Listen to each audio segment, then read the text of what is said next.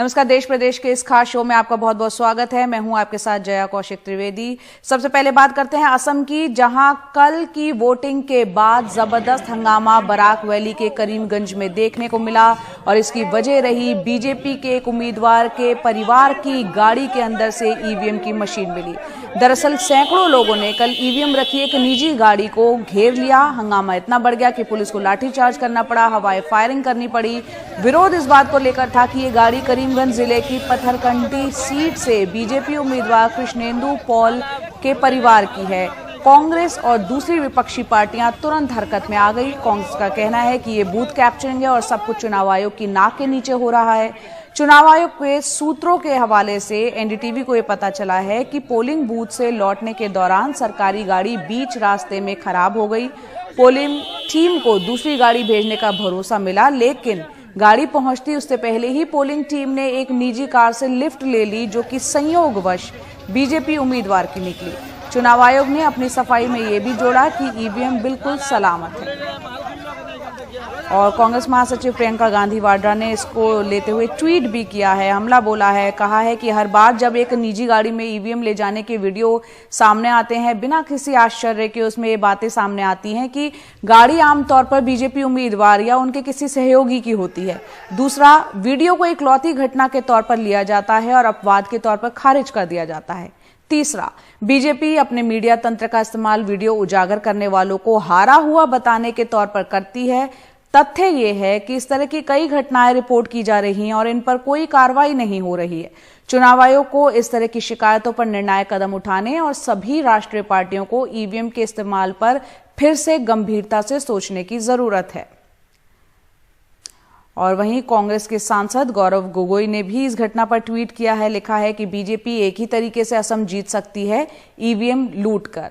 EVM पर कब्जा कर जैसे पहले बूथ पर कब्जा होता था, ये सब चुनाव आयोग की नाक के नीचे हो रहा है। प्रजातंत्र के लिए दुखद दिन। और असम में कांग्रेस की सहयोगी दल एआईयूडीएफ के नेता बदरुद्दीन अजमल ने भी ट्वीट किया, लिखा कि ध्रुवीकरण नाकाम हुआ, वोटों की खरीद नाकाम हुई, जुमलेबाजी नाकाम रही, उम्मीदवारों की खरीद नाकाम, 2 मुख्यमंत्री नाकाम, सीएए पर दोहरा रवैया नाकाम, हारी हुई बीजेपी का आखिरी सहारा, ईवीएम की चोरी, प्रजातंत्र की हत्या।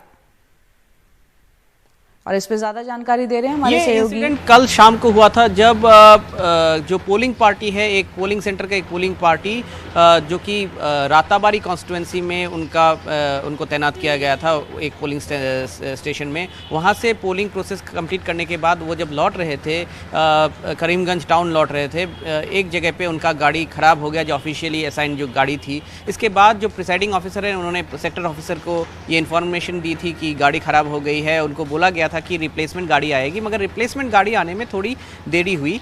इस बीच जो पोलिंग पार्टी है, उन्होंने खुद अपने से ये डिसीजन लिया कि वो एक प्राइवेट व्हीकल में लिफ्ट ले लेंगे, और एक प्राइवेट व्हीकल में उन्होंने लिफ्ट लिया। उनके साथ और एक सिक्योरिटी पार्टी भी थी, जो पोलिंग पार्टी के साथ जो एस्कॉर्ट पार्टी होती है वो भी थी दूसरे व्हीकल में। तो जो एक प्राइवेट व्हीकल में उन्होंने लिफ्ट लिया, इसके बाद जैसे ही वो करीमगंज टाउन के पास पहुंचे तो उस व्हीकल को कुछ लोगों ने मॉब कर दिया। शायद ये इस मॉब में जो अपोजिशन पार्टी हैं, इनके लोग भी हो सकते हैं। और जब इन व्हीकल को मॉब किया गया, तब इसके बाद डिस्ट्रिक्ट एडमिनिस्ट्रेशन को जब पता चला, इसके बाद पुलिस वहाँ पे पहुँची, मौका वारदात पे पहुँची। वहाँ पे पुलिस ने पहले लाठीचार्ज किया और बहुत बड़ी मॉब थी। इसके बाद ब्लैंक फायरिंग भी करनी पड़ी पुलिस को डिस्पर्स करने के लिए क्राउड को, और इस तरह से पुलिस ने वहाँ पे सिचुएशन को अपने कंट्रोल में, अपने काबू में किया। और जो ईवीएम है इसको सिक्योर किया, जो व्हीकल है उसको भी सीज किया गया। इसके बाद जो पोलिंग पार्टी है उसको भी निकाला गया। मगर इसमें सबसे बड़ी बात ये रही कि जो पुलिस के सूत्रों से हमें अभी तक जो खबर मिल रही है कि जो ईवीएम है उसमें फिजिकल कोई टेम्परिंग की अभी तक कोई ऐसी बात नहीं है, मगर पुलिस ने एक केस मॉब वायलेंस का रजिस्टर कर लिया है। मगर इसके चलते इसमें 2-3 बात बहुत महत्वपूर्ण है, क्योंकि जो पुलिस जो ऑफिशियल सोर्सेज से हमें जो पता लग रहा है कि जो व्हीकल, जो प्राइवेट व्हीकल में लिफ्ट लिया गया था, वो प्राइवेट व्हीकल जो बीजेपी के ही दूसरे और एक कॉन्स्टिट्यूंसी पथरकंडी कॉन्स्टिट्यूंसी के जो उम्मीदवार हैं उनके फैमिली मेंबर में से किसी का है, तो उनसे लिंक्ड है वो प्राइवेट व्हीकल, और इसको लेके ही सबसे ज़्यादा वहाँ पे तनाव बना। और इसके साथ ये बात भी कहीं ना कहीं पे एक सवाल उठाता है कि किस तरह से पोलिंग पार्टी ने एक प्राइवेट व्हीकल में ईवीएम जैसे सेंसिटिव एक मतलब इलेक्ट्रॉनिक डिवाइस को लेके वो चढ़ गए, इसके परमिशन उनको किसने दिया। दूसरी बात है कि किस तरह से इसको अब ईसी इस मामले को देखेगा, क्योंकि ऑपोजिशन पार्टीज़ ने इसको ऑलरेडी इस मामले पे जो सरकार है असम में बीजेपी की जो सरकार है उसको इस मामले पे घेरा हुआ है, और आगे चल के इसमें क्या कदम ईसी उठाती है इस पे नज़र रखनी पड़ेगी। और बात करते हैं पश्चिम बंगाल की, जहां दूसरे चरण में 30 सीटों पर कल करीब 83% मतदान हुआ। मतदान के दौरान सबकी नजरें हॉट सीट नंदीग्राम पर टिकी रहीं। अफवाह यह भी फैली कि ममता किसी दूसरी सीट से भी पर्चा भर सकती हैं। पीएम ने एक रैली में तंज भी कस दिया, तृणमूल की सफाई भी आ गई और ये कहा गया तृणमूल की तरफ से कि ममता बनर्जी नंदीग्राम सीट जीत रही हैं, ऐसे में दूसरी सीट से पर्चा भरने का सवाल ही नहीं उठता। वहीं दूसरी तरफ बोयाल बूथ पर कल हंगामा हुआ। ममता बनर्जी ने राज्यपाल को फोन कर कहा कि स्थानीय लोगों को वोट डालने से रोका जा रहा है, तो शुभेंदु अधिकारी ने इसे नौटंकी बताया। देखते हैं report. 80% Thappa vote is there, and in front of CRPF and PSN, and they didn't allow the people, local people, to cast their vote. From morning I am complaining, but I am not getting any result. Even now I am complaining to you as a governor also. Please see that local people. Nandigram की जंग में देर तक चला हंगामा। ममता बनर्जी ने राज्यपाल को phone किया और बताया उनकी जान खतरे में है। ये सारा बवाल तब शुरू हुआ जब मुख्यमंत्री बोयाल मतदान केंद्र पहुंची। यहाँ भी टीएमसी ने चुनाव आयोग से शिकायत की है कि बीजेपी कार्यकर्ता और कुछ मामलों में सुरक्षा बल भी टीएमसी के लोगों को वोट नहीं देने दे रहे।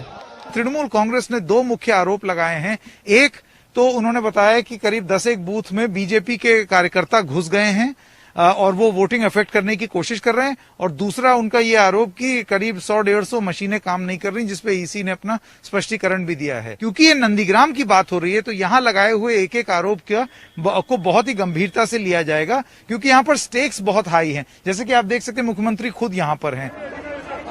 मुख्यमंत्री जो व्हील चेयर से पहुंची सीधे पोलिंग स्टेशन में चली गई। यहीं से नाटक शुरू हुआ। बिल्कुल आमने सामने का टकराव, हालात किसी भी समय विस्फोटक हो सकते थे। दोनों तरफ से नारेबाजी जारी थी। एक तरफ खेला होवे तो दूसरी तरफ जय श्री राम।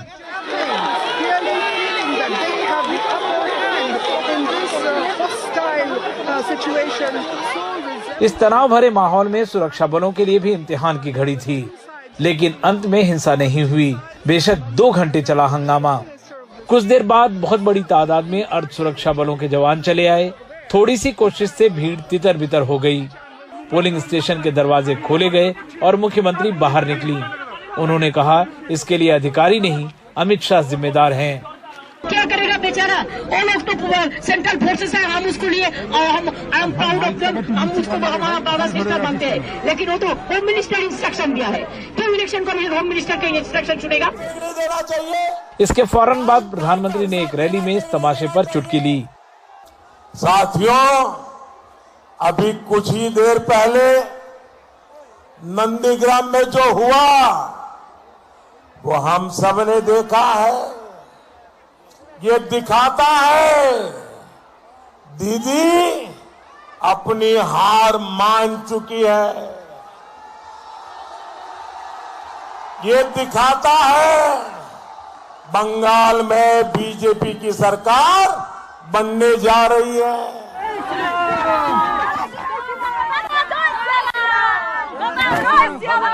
बोयाल पोलिंग बूथ बस एक मिसाल है जिससे पता चलता है कि नंदीग्राम की जंग कितने तनाव वाली है। शुभेंदु अधिकारी ने भी बूथ का दौरा किया। Matter is now over. Lotus are blooming.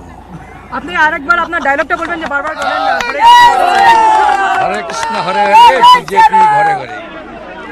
हालांकि नंदीग्राम में मतदान शांतिपूर्ण रहा, लेकिन अधिकारी कहते हैं कि नंदीग्राम में तनाव है और चुनाव के बाद की हिंसा से निपटने के लिए तैयारी रखनी चाहिए। नंदीग्राम से मोनिदीपा बनर्जी और संकेत उपाध्याय के साथ अनुराग द्वारी की रिपोर्ट, एनडीटीवी इंडिया।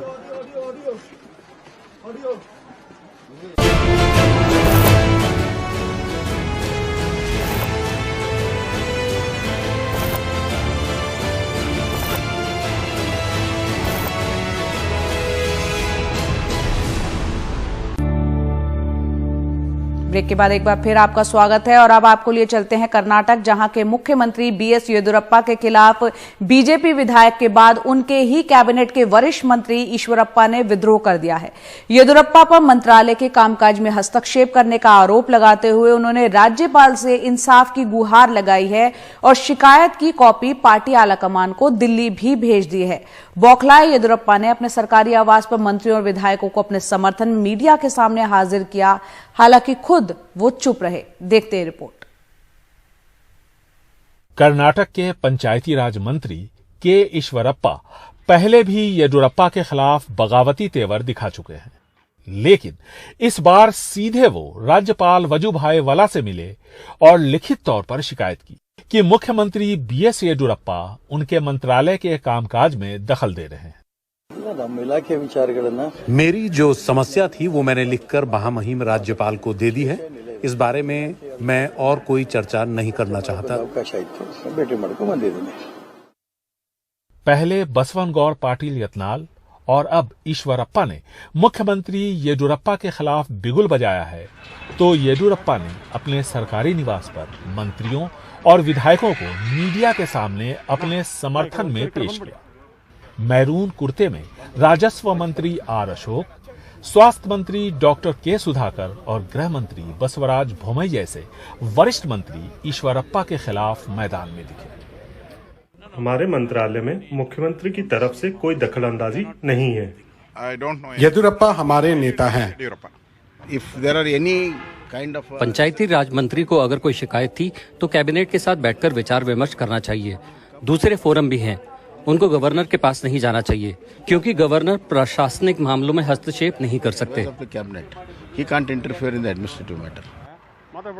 उसी जगह मुख्यमंत्री बीएस येदियुरप्पा भी मौजूद थे, लेकिन उन्होंने चुप रहना ही बेहतर समझा, क्योंकि अपनी ढलती उम्र की वजह से उनके पहले वाले तेवर अब नहीं दिखते। पहले बीजेपी विधायक और अब कैबिनेट के एक वरिष्ठ मंत्री ने मुख्यमंत्री येदियुरप्पा के खिलाफ खुलकर बगावत की है।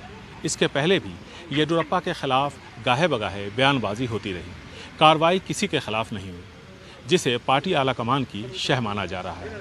ऐसे लोगों की कमी नहीं है जो ये मानते हैं कि मुख्यमंत्री बीएस येदियुरप्पा को हटाने की मुहिम को अमली जामा पहनाने की कवायद शुरू हो गई है। बेंगलुरु से कैमरामैन गोविंद मूर्ति के साथ निहाल किदवई, एनडीटीवी इंडिया।